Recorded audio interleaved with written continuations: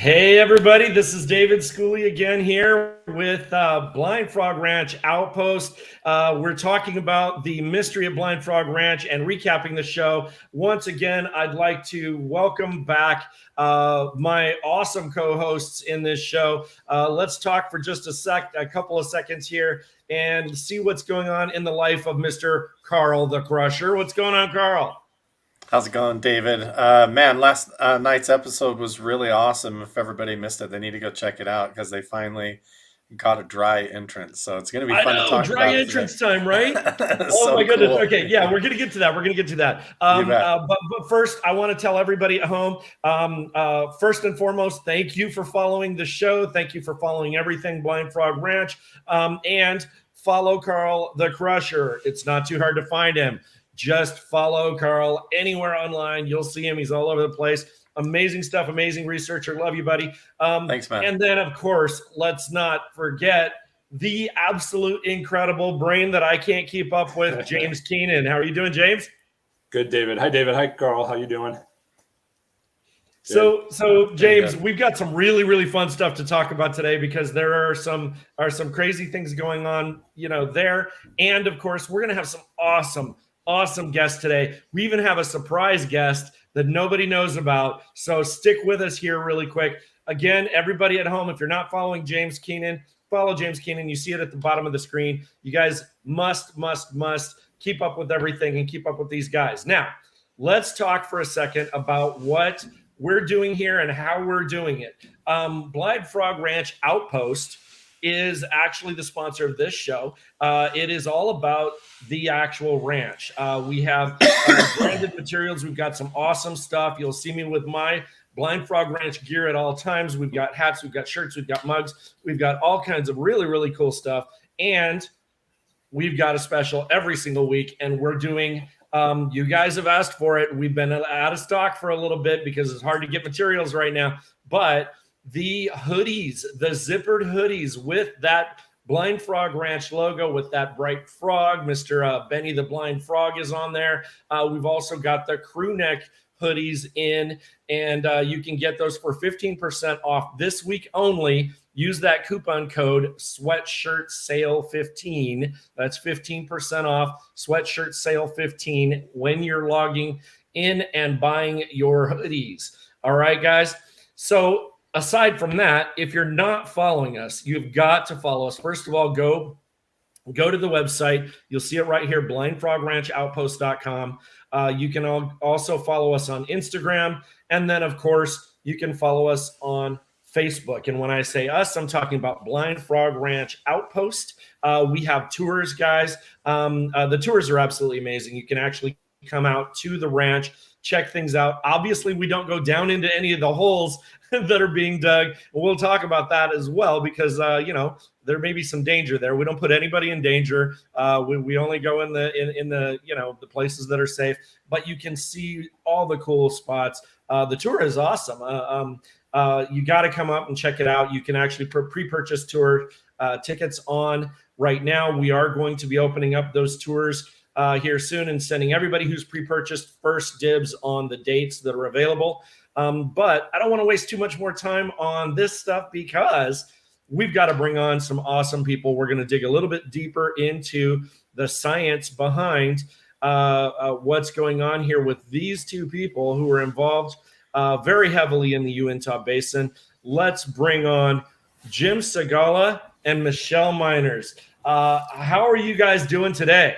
Doing great. Nice to be here again. Awesome, guys. We absolutely had to bring Jim and Michele back. This is some really cool stuff. If you haven't caught the last episodes, or if you're not following what these two are doing, they're working together on this one program. Jim, I believe, spent years putting this together. Right there at the bottom of the screen, MUPAS, MUPAS.org is where you go to follow what they're doing. And we're going to talk a little bit about that here shortly. But I want to bring on our final guest so that the entire time we can all talk together about both what's going on with the show and things that are going on with you guys personally. So this last guest is a last minute special guest. Guys, I can't even tell you how crazy cool this is. If you followed anything in this whole world of unexplained, and there's plenty of unexplained stuff going on up there in the Uintah Basin, and of course Blind Frog Ranch, we're seeing a little bit more and more of that kind of unexplained thing. This is a gentleman that's lived in the unexplained world his entire life. So if you followed any of this, you guys will recognize the name J. Allen Heineck. And today we are talking to Paul Heineck, son of J. Allen Heineck. Paul, how are you doing today? Thank you so much for joining us. My pleasure. Thank you very much. I'm happy to be here with this august assemblage. Awesome. Now, Paul, just for a quick moment, and then we'll get into talking a little bit about the show, and then we'll circle back to talking about everybody's individual stuff that's going on in your lives and in your researches. But just real quick, I think you very glibly mentioned that you're CEO by day and researcher and ufologist by night, something to that effect. Is that correct? Yeah, CFO by day, UFOs by night. That's right. Nice. And you've never known, you've grown up in this. You've never known a world where you didn't question everything, right? We had flying saucer ornaments on the Christmas tree. So I don't know life without, sort of poking at the hazy edges of mainstream science. That's awesome. I got to tell you, I love that. That's so cool. Well, and of course, when you grow up so close to a gentleman like your father, you learn a lot. And I'm sure in your adult life, you've, I know for a fact, you've done a lot of really amazing projects as a result of what you've learned and collected over the years. And I can't wait to get back to that. But right now, let's jump to talking about the show and where we are. Last night's episode really is kind of the epitome, or we're getting to the tip of the epitome of where we've been trying to get for 2 seasons now, right? Which is find a dry entrance. And if it's not a walk-in entrance, dig to it and get to that walk-in entrance. And guys, I don't know about you, I was pretty excited to see that looks like where we are, right? I want to bring up an image here really quick. Let me see if I can pull this up. Right here, you see real quick. This is just a clip. You see right here where they dug down right where they thought that it was going to be. They sent a camera down there, and of course they want to check everything out first. And when they got to the bottom, not only did they see an opening, but they see an opening with what looks like a cave or a tunnel right there that they could, continue exploring. And is that not exactly what they were hoping to find? I mean, Carl, you've gone researching, you've gone, all over the place out in the basin. How would you feel if you ran across something like this? To me, it looks man-made. It looks like it was hand dug out probably a long time ago, or it was some kind of a mine shaft at some point with like a chamber. It's hard to know. James, is your understanding that this dry entrance that they were able to dig, is it part of the network of caves and tunnel systems that is eventually flooded at some point, or is this a separate tunnel system that they're accessing now? Yeah, it's a good question. Just like everybody else, I didn't know anything about the show until I watched it last night. So I haven't had an opportunity to speak with anyone yet. But from the sound of it, the way that they were unaware of it until they did the acoustic testing, I don't think they were aware of this area. It doesn't seem like it was part of the 1.8 miles of caverns that they knew about. So maybe it's an addition. And the cavern systems, they were probably connected at some point. Maybe they still are, but I mean, they go on for miles and miles in an east-west direction, and then north-south as well. So it's possible it's an addition to it instead of what they knew about. Hey, Carl, do you think it's strange that it looks to be human height? Yeah, that it's exactly like a lot of the ancient mine shaft heights for stooping over and crawling through. It has kind of Sure. the rounded top, but the walled off sides and everything. It looks like it was hand dug out. And what fascinates me is I can't remember the exact number. Does anybody remember how deep down it was? 85 80, feet. 80. Yeah, 80, 85. 85, somewhere around there. I don't want to misquote, but I know that they had planned on digging about 80 feet, and that's right about where they hit it, right? Right. Which is really fascinating too, because being down that deep in ancient times, you have to wonder, which group of people and which culture was in the area that could have been down that deep working the area, that had the ability to do that. Or my thoughts are, and maybe I'm wrong here, guys. You guys are the scientists on the show. I'm just a fan. Maybe it wasn't that deep back then. You know what I'm saying? Is it possible that there's some sort of buildup above it, or obviously we're not entering it where they would have entered it, and we're just so deep in that's where we're getting to it? Does that make sense? Well, does it make sense that, well, they found a lot of hazardous gases down there, and they found radiation. So more than likely, it's not opened it doesn't have a lot of airflow through it. Otherwise, you wouldn't get all that. So might have closed up. So it'd be interesting to see if they actually venture out into that cave system where they actually find an opening, because I believe right now it's closed. If there is an opening anymore, right. You wouldn't have all this pent up gases and radiation sitting down there. Well, and let's talk about that for a second, guys, because okay, so I've been out to the ranch. Most of you have been out to the ranch. There's no real dangers there in terms of being out there on the surface. There's nothing to worry about when it comes to that. We do tours, obviously. I've had a couple of texts of people saying, "Oh my gosh, is there radiation?" No, that's not a concern. And correct me if I'm wrong, anyone on the panel here, anytime you're digging or mining or going deep into the earth, there's the chance of running into things. I know construction crews right here in Southern California that have problems because they run into methane gases under the ground when they're trying to build houses, right? So that's kind of a normal thing, is it not? And this, I wanted to reference this, hydrogen sulfide gas. It was mentioned on the show. Isn't this normal? Not great. Obviously, it's scary, but it is kind of a normal thing when you're going deep, right? Yeah, it's not surface. You wouldn't find that on the surface because it would just dissipate. But underneath, it's not surprising. You get radiation all the time underneath. See, that's a surprise to me because I never knew about radiation just naturally occurring under the ground, right? Michele, can I ask you this?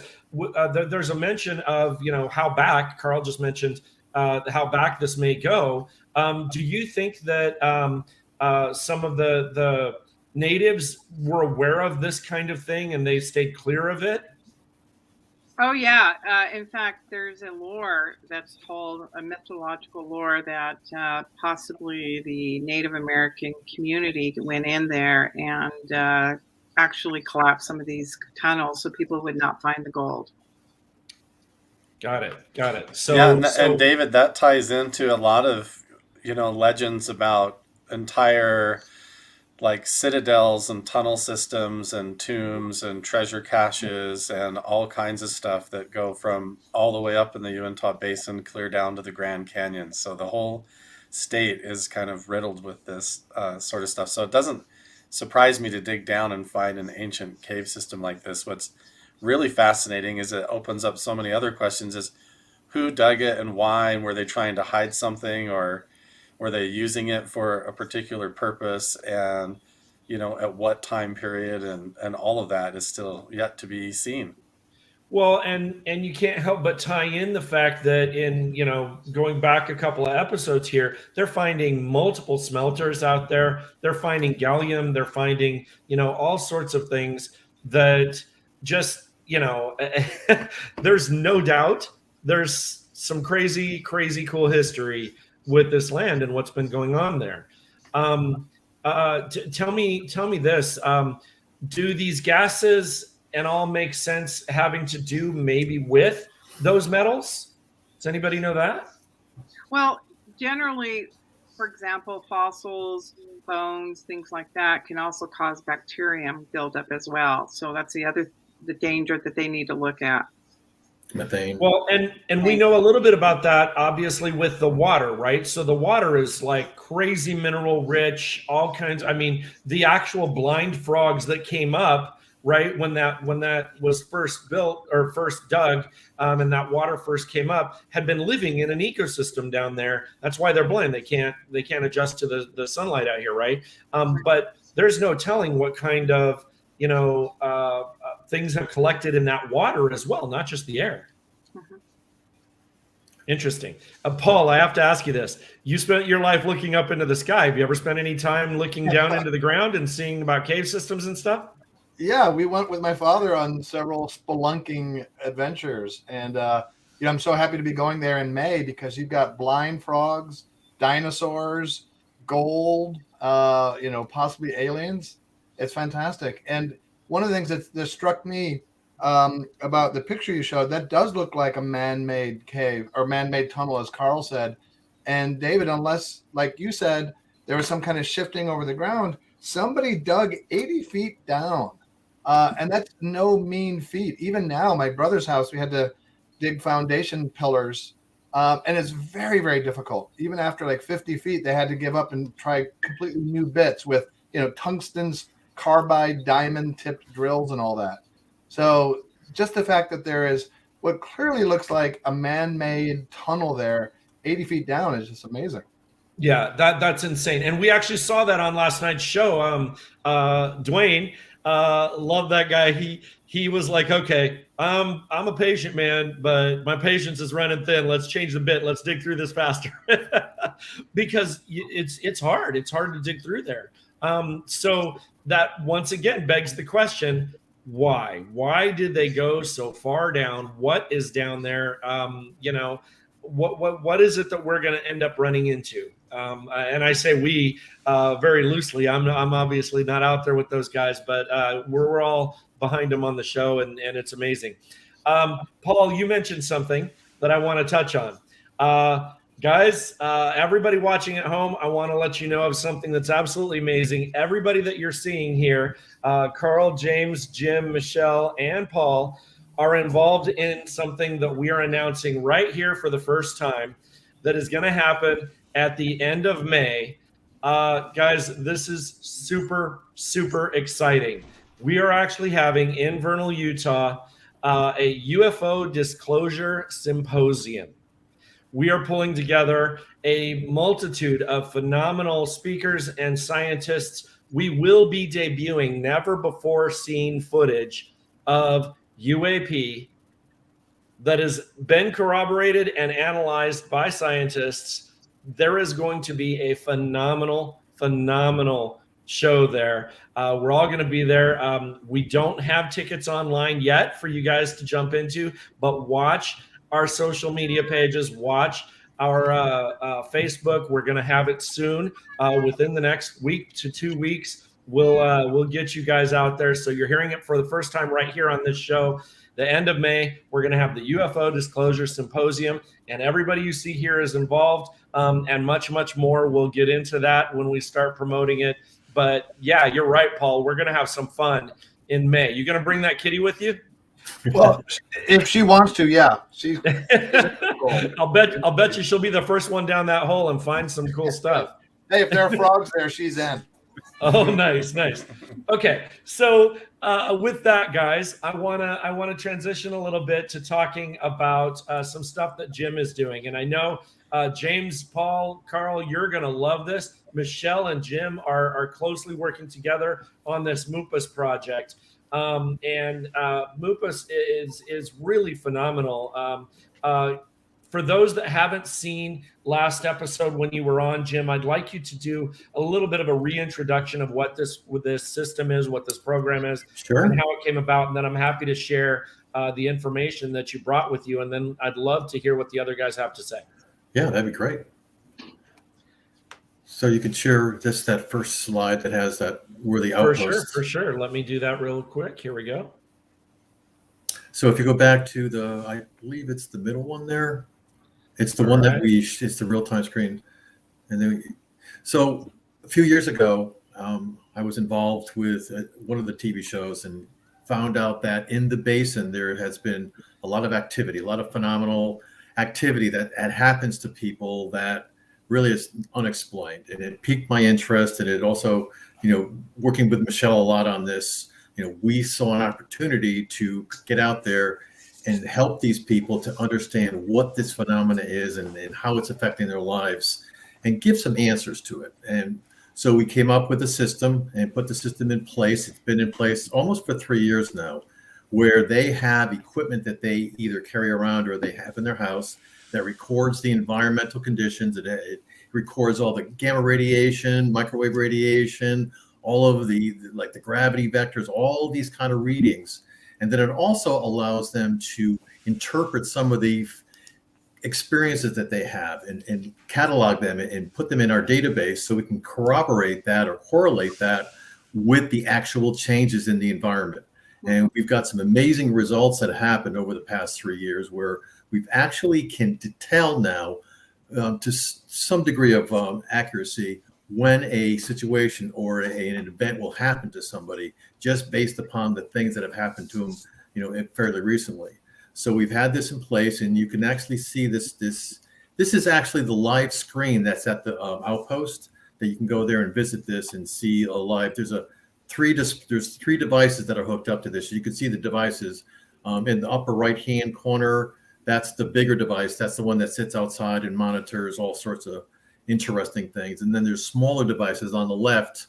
There's two on the left there that sit in people's houses or sits outside that you can, put basically wherever you want. And again, records and monitors and reports back to us.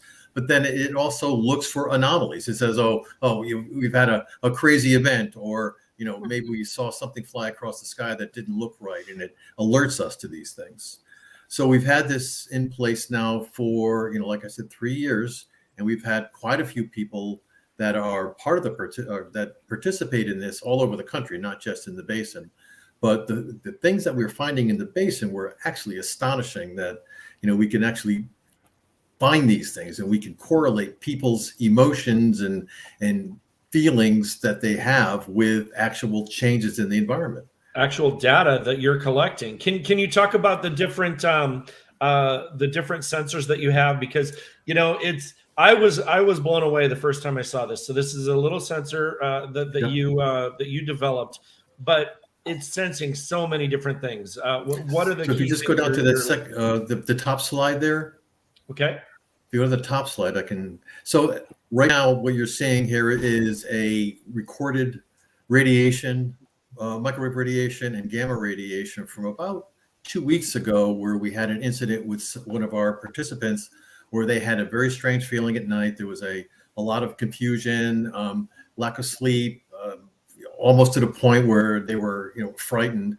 And we looked at the radiation for that night. Of course, they didn't really know this happened. We looked at data independently, and we found out that their gamma radiation was spiked at the exact moment that they had this feeling. Now, I want to tell everybody that this looks a little scary. That red line does look a little scary, but it's really well below anything that would hurt you right at this point. So it's not dangerous, but it's not normal. I mean, normal is it sits around. You see on the left, they got that little jiggly red line, and on the right, it kind of falls down. That's normal.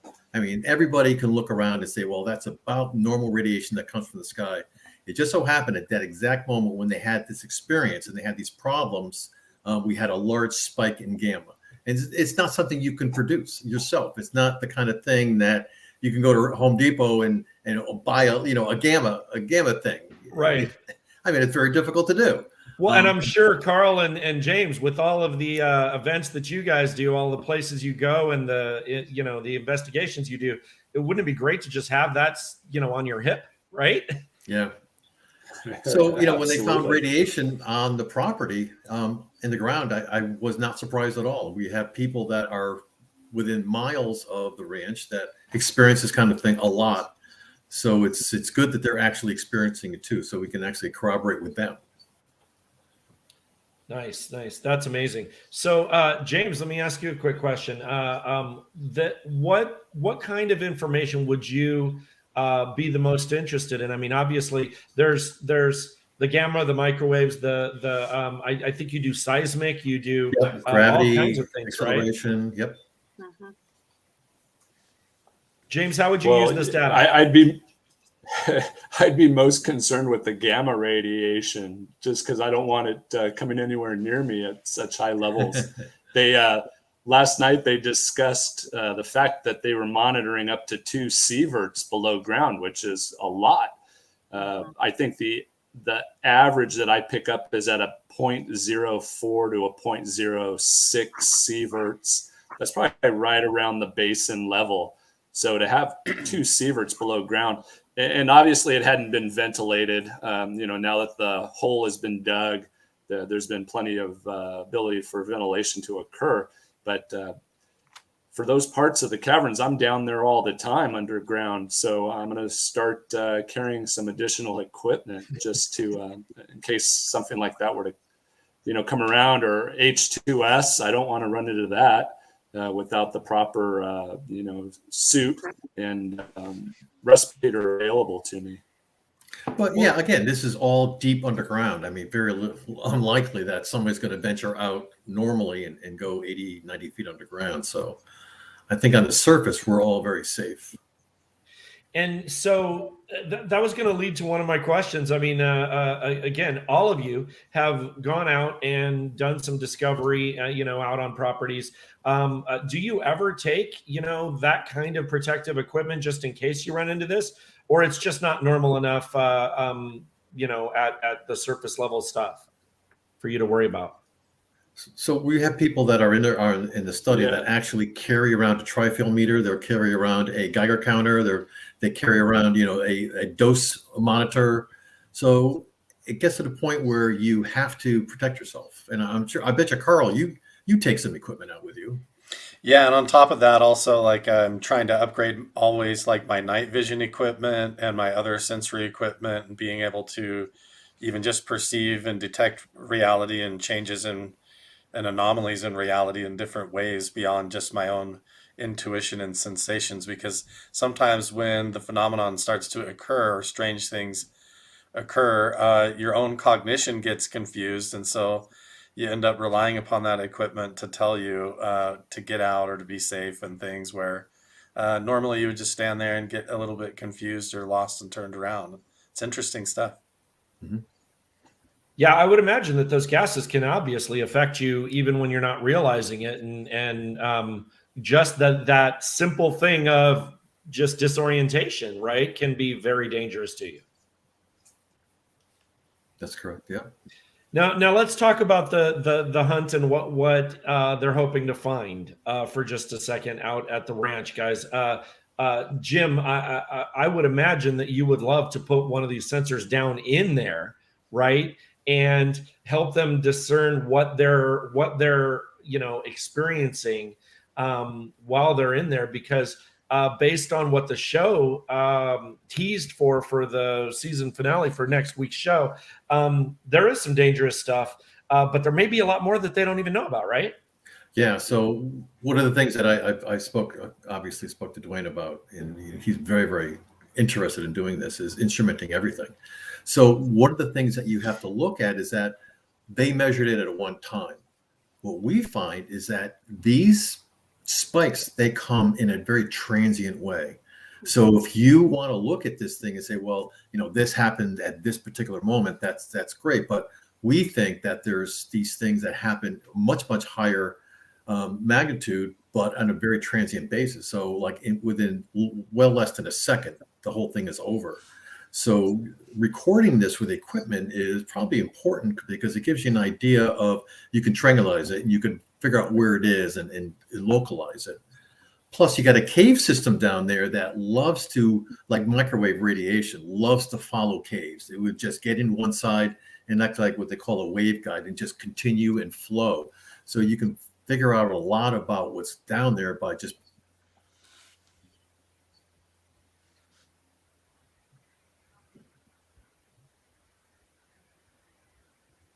Looks like we lost Jim for just a second there. Michele, I want to turn something to you here for just a second. Jim, are you back? Yep. Sorry, we lost you for just a second. We didn't hear that last part. Please go ahead. No, we just said it'd be interesting to find out what the actual transients are, that we have these little blips and bumps and all over the place of gammas and microwaves, and your gravity vector might switch real quick, just jiggle a little bit. And that's what would happen. And that's what our equipment reads. And that's an interesting thought as well. I mean, the gravity, the magnetic pole, all that stuff. We know that stuff's happening at the surface. Yep. So it's probably happening even crazier down below, right? Right. Yep. Michele, let me direct the question towards you. Obviously, the Native American culture and the Native Americans have been there for years and years and years. You're very connected with that. You know the history and the folklore and all that stuff. You mentioned earlier that they may have actually, closed entrances to caves to possibly, hide and keep people from treasure. Is it possible that they knew about the dangers as well, and they closed them for dangers as well? What do you think, or what do you know about their knowledge of this sort of stuff, even without our science? Well, depending on the treasure you're looking for, they were masters at creating chemical processes to prevent people and putting, this is folklore, that they were masterful at creating certain elements, chemicals, and applying them to the treasure. Today we would say it's modernized cyanide. And they were masterful at doing that and hiding, because to them it was a spiritual nature. These things are used for spiritual natures. As for what reasons, I do not know. Their traditions or ceremonies, but it just follows suit that they were masterful at creating these chemicals and applying them. So that's why That's really interesting. See, I wasn't aware of all of that, but obviously, I mean, smelting was going on back then, all sorts of things. I mean, they were pretty masterful at a lot that I thought was modern, but it's not. It goes back for centuries, right? Right. Now, when you say spiritual, I have to throw up a comment here that somebody stated that kind of plays with this. So someone says, I think Paul's kitty is a professional ghost hunter and wants to be a part of the team. Nice. Going back to the frogs, I can't imagine a better scenario for a cat than blind frogs. Right? Oh my God. You want to talk about having some fun. Hey, I'm going to throw this question up here just because I know we touched on it, guys, but it's something that I didn't know before we started talking about this either. I'll let any of you guys jump in on this question. What causes radiation underground normally? James, it's uranium series isotopes. The uranium series isotopes create noble gas, which is the radon below ground. And it's up, like Jim was saying, there was no ventilation occurring. So that initial break through into that cavern system was going to pick up a large amount of that gas, which, again, they said was up to 2 microsieverts, which is extremely high. And another thing, Dave.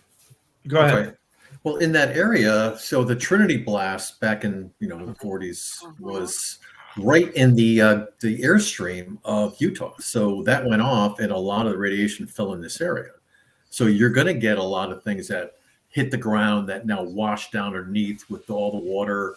And of course, it's going to accumulate down. It's going to go down into the ground. So you're going to get all this stuff that was on the surface washing down into caves, sitting down there. It'll become sediment after a while, but I mean, you're going to get a lot of radiation from that. It just accumulates. Actually, to that point, one of our viewers even said, "Look, the rock mines I've worked at had ventilation air blowers pushing good air into the mines. Obviously, this isn't new to people that are around mining and digging and going down deep. It'll dissipate, right? I mean, you would expect that it would, right? Yeah. Well, yeah. You can't. You have to have another. you'd have to have an opening somewhere. You'd have to push the air through. You can't push against something that's not open. Well, they did just create a giant opening. Yeah, so hopefully there's another opening. What's interesting is that you get this Venturi thing that goes on. So you'll get a flow of air going down the hole, going out someplace. So you'll get a nice flow. I don't know if they actually found that, but I remember being up in that area, finding caves and looking in and looking, and you get a wind coming out of it.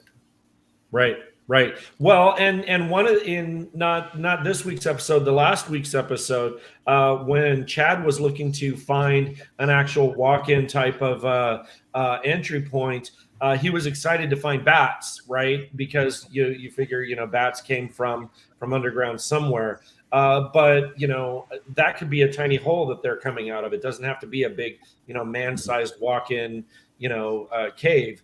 But that would suggest that there are some openings somewhere. Don't know what size. Right. Okay. And I guess there's technologies that you can use to find openings, maybe pump in some noble gas or some colored gas or something like that and watch it come out, or who knows, they must have some neat little gizmo to do that. Oh, it'll be fun to see what they do. Well, and I want to point out something else that obviously this show keeps running into, or I should say the ranch keeps running into. Whatever it is that they're getting close to is obviously of interest to other people. Now, Paul, I know that you spent your whole life researching things, and it's kind of crazy and interesting how many people come out of the woodwork when you touch on touchy subjects, right? Obviously, there's something touchy about what's going on this ranch, because in last night's episode, just like the last couple of times, there are people showing up out at that ranch. Towards the end of the show, we had a standoff, if you will. They were going to close the gates at the edge of their property, and then there's these multiple vehicles sitting there with their headlights straight on them, obviously watching them. I mean, if anybody's been out there to that ranch, there's no other reason to be there. It's out in the middle of nowhere, right? Why would they be sitting there at the edge of the ranch? And then they pull away slowly, and there's no plates on the vehicles. I mean, Paul, have you ever had an investigation or a subject or a topic that you're doing, and then you've got people that are coming out of who knows where to nose into what you're doing? I have not, but my father did encounter real life men in black. And I think at that point they were just kind of, folks dressed in dark colors and dark sedans. I don't think they had coined the phrase men in black yet. Sure. And I'd like to pick up on something that Jim said. He mentioned about Trinity and sort of the blast, the airflow. Jacques Vallée and Paula Harris recently wrote a book called Trinity, The Best Kept Secret, about a crashed saucer sighting in New Mexico, right next to White Sands nuclear missile base in 1945, 2 years before Roswell. Interesting. And I've been to that site, and I actually, trying to get my junior researcher merit badge, I asked Jacques if I should bring a Geiger counter. And he said, "Oh, Paul, that's nice, but most of the radiation since it was 1945 has probably dissipated by now." What would you say to that, Jim? I would hope so. I think that at this point, if it's not, something else is going on. But knowing you would throw a sensor there anyway and find out for sure, right? Yes, absolutely. Yep. And we had a NASA scientist, and we're going back to do much more deep, ground penetrating radar, et cetera. Interesting. So, okay. So the show, Duane mentions, and they play this over and over again in the intro of the show. We don't know what all's down here. We're looking for Aztec gold. It could be Lost Roads Mine. It could be blah, blah, blah, blah. But they briefly mention, some even think there's a spaceship buried underground. I mean, that's a crazy thought for most of the world. But for the Uintah Basin, I'm learning that's not such a crazy thought. So, yep. Yeah. Do you remember Bigelow? He owned a ranch, Skinwalker Ranch, Bob Bigelow. He felt that there was underneath the mesa a spacecraft that had landed there and buried itself. So he was 100% sure there was something underneath there, a spaceship underneath his property. And that was so intriguing for him That he did a lot of digging, he did a lot of excavating, he did so many things just to find that. So it's not something that you're not alone. If you think there's something underground, you're not alone. Well, and Well, Jim, and- if on that slide that we just looked at, it showed like the comment from the individual that you got the information from said that they felt like they were having an abduction or out of body experience. Yeah. And a lot of times the sensory equipment also captures objects in the sky and strange anomalies coming from up in the sky. Yeah, in the Utah area, Uintah Basin area, a lot of the times when people experience things and they read them, there's always the point where they can take a picture of something in the sky. Yeah. It's almost every single time. And you might find it, well, that's kind of crazy, but to have scientific instruments that actually show a difference in environmental signals, a person that actually has something go different with them, they get a headache, they get a nosebleed, they get earaches, they get something, and then at the exact same time take a picture of something or take a video of something in the sky that is not an airplane. I mean, it just like you have to kind of put all of your reservations away and say, okay, I get it now. Mm-hmm. Well, and if I may point out that I've heard this now from Michele, from James, from Carl. You guys have all seen evidence of this from way back. We're talking about, pictures on rocks from who knows how many years back. They're not about, like, to James's point, James says it much better than I do. They weren't about food. They weren't about society. They were about crazy things in the sky. They were about, just things we can't explain right now, right? Absolutely. David, it's really interesting that Jim is talking about the correlation between feeling these responses to your body, the electromagnetic field systems changing within you, and then all of a sudden you're witness to some sort of phenomena. Very, very interesting. There is a correlation there. Yeah, I'll go around these ancient petroglyph sites and get this strange sensation like I'm being watched or like I'm being drawn in or something.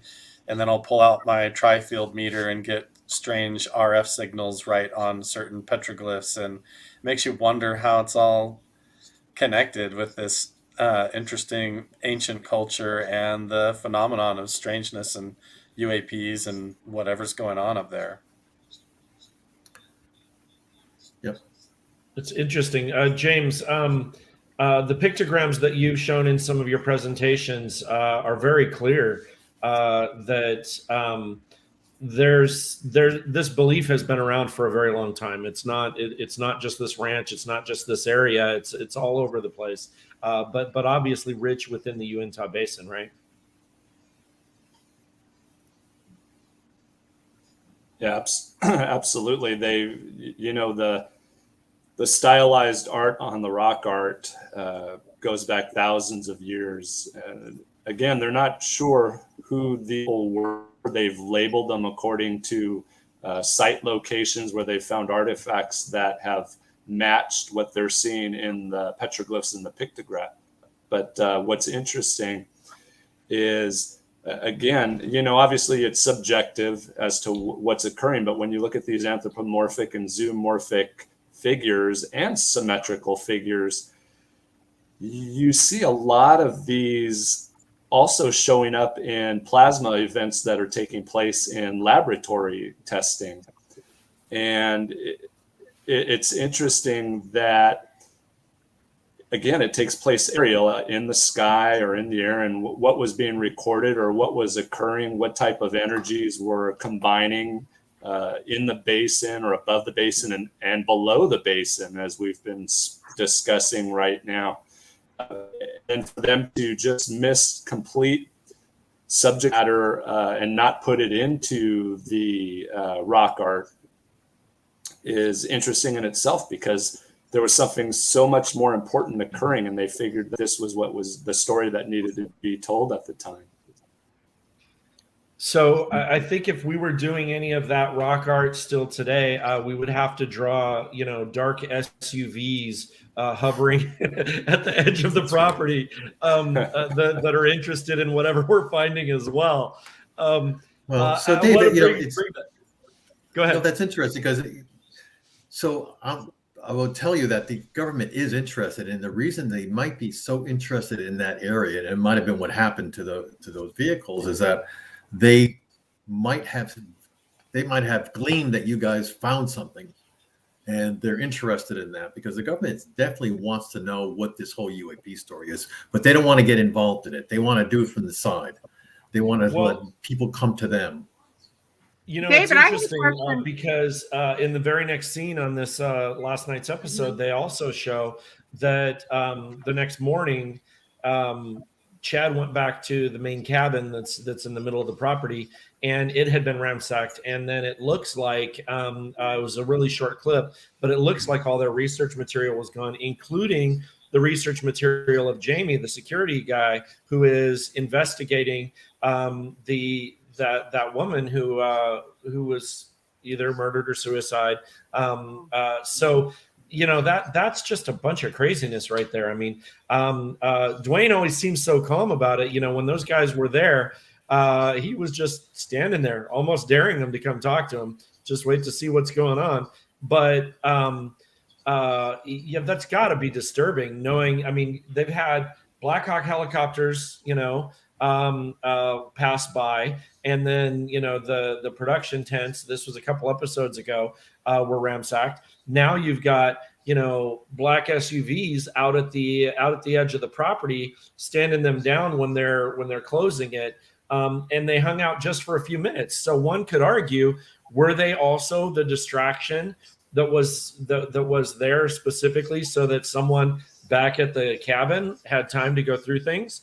And if so, why are they so, you know, interested in everything that's out there? There's online, we see all kinds of questions and thoughts, and people are really going back and forth quite a bit about, well, they either already know what's out there and they're worried about how close Duane's getting, right? Or they want to see what's happening before it's disclosed to the public, right? And whoever they is a question. Do you have a thought on this, Paul? Well, right here we have a cat in black trying to disrupt the conversation, right? So it's a widespread phenomena.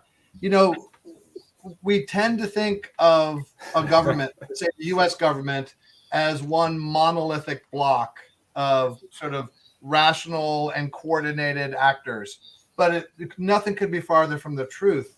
You know, in my father's day with Project Blue Book, which was the Air Force, they weren't really a genuine research effort. They were meant to tamp down public hysteria.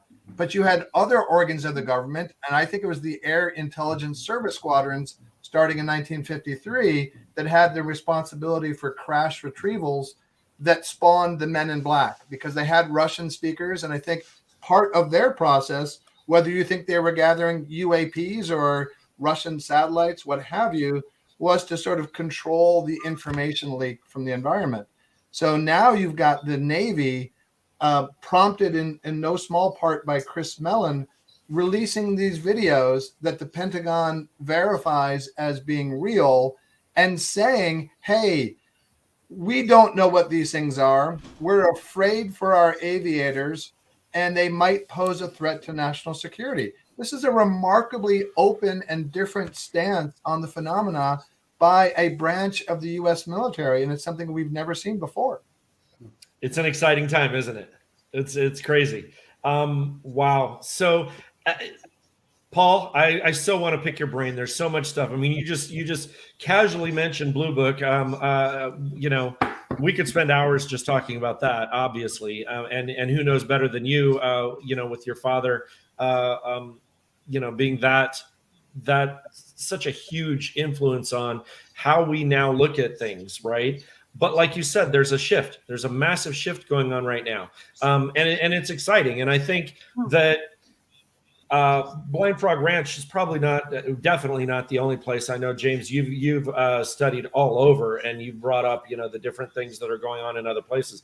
But there's something significant enough here that there's these kinds of, you know, I don't even know what to call it, trespassing and stealing. They're stealing the information that these guys are putting together. I mean, Carl, I got a question for you. If you were standing next to Duane there, what would you have done? Would you have gone up and tried to talk to him, or would you have been hightailing it the other way? I would probably try to get some sort of ID or figure out who it is or who they belong to, some sort of information, especially if they were on public roads or trespassing on my ground, for sure. That's an interesting question. It's hard to say in the moment if you feel prepared enough and safe enough to actually do it based on the circumstances. But yeah. Well, I think that's what Duane said there. He's like, no, we need to stay together. There's only 4 of them. There were 3 cars, SUVs. There's no telling. There could have been, 15 guys. And they don't even know what's around the corner. That area of property, there could be other people, right? Right. You just can't see. Paul, did your dad ever go up to the Uintah Basin or do research in Utah? Yes. All over Utah and the Southwest. He had a particular interest in the Southwest. Gee, I wonder why. Yeah. Yeah, not only, my father is known for UFOs, which was really his late in life side hustle, but he was also an astronomer. And so the Southwest is just a wonderful place for just normal garden variety astronomy. So, and being, a Czech boy from Chicago, the topography and the geography is just fascinating. So he's always drawn there. He came for the astronomy and stayed for the UFOs.